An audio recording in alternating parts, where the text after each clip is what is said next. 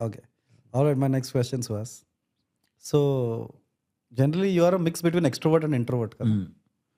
But when you had to finally, so we like asking our guests about the history of their proposals, okay. right? Because that is a side of your personality that comes out that you can't pretend.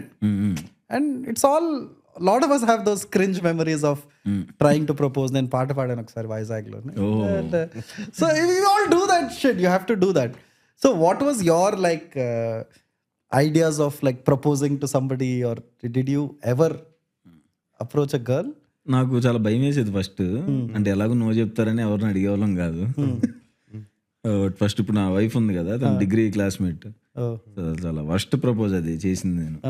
చిన్న కాగితం మీద నేనంటే ఇష్టం ఉంటే yes అని చెప్పని చెప్పి ఇలా కాగితం ఇచ్చాను. ఇలా ఎవరు చెప్పాలి? ఎస్ అమ్మాయికి చెప్పమని. ఓకే, ఆమె రాసి నేను రాసి ఇచ్చా. ఓకే ఓకే అని చెప్పని ఇలా ఇచ్చా. ఇస్తే ఓకే ఏంటో మరి పిల్లతనం కదా ఆలోచించుకుంటుంటే ఏంటి పేపర్ మీద నేనంటే ఇష్టమైతే చీ. సో అంతే, that was the first propose. నేను నాకు చాలా భయం. అది కూడా చాలా ధైర్యం తెచ్చుకుని డిగ్రీ దాకా వచ్చాం కాబట్టి చేసాం, కానీ అసలు ఎవరికి చెప్పడానికి చాలా భయం. ఓకే, ఎలాగో నువ్వు చెప్తారు, అది సమస్య లేదని నేను నా strong feeling. Okay. What about you, Kezas? Have you ever said like?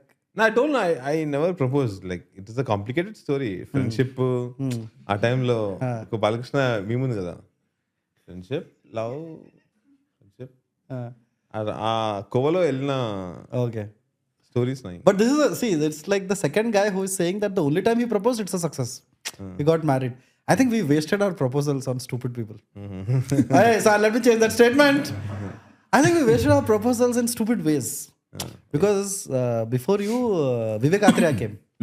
So I generally like asking people like, how do you, how did you say it and all. So Vivek Athreya కూడా same story. Phone number దొరికింది, అరగంట మాట్లాడాడట, ఇటు అటు తిరిగి finally ఇలా నా friend ఉన్నాడు, he likes a girl, what do you think he should do, అలా ఏదో.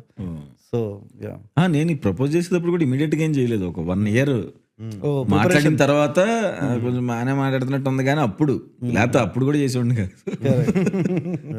అరేంజ్డ్ మ్యారేజ్ అయ్యేది. And here you are. Janaka. No, but like when you got married, you were not this famous as an actor, no? చాయ్ బిస్కెట్లు ఉన్నా. చాయ్ biscuit. So దాంట్లోనే నువ్వు convince చేసావా నేను actor అవుతా అని? లైక్ అంటే చాయ్ బిస్కెట్లు వచ్చిన తర్వాత అర్థమైంది. అంటే మా ఇంట్లో కానీ వాళ్ళ ఇంట్లో కానీ ఏం చేస్తున్నాడు, చాయ్ బిస్కెట్ ఏంటి ఇట్లా ఉండేది. ఎప్పుడైనా బయటికి వెళ్ళినప్పుడు అప్పుడు చాయ్ బిస్కెట్ ఫ్యాన్స్ కొంతమంది ఉండేవాళ్ళు కదా, వాళ్ళు వచ్చి ఫోటోలు తీస్తుండే, ఓహో ఓకే సర్లేదు అయినట్టున్నాడు అని వదిలేశారు. Okay, cool.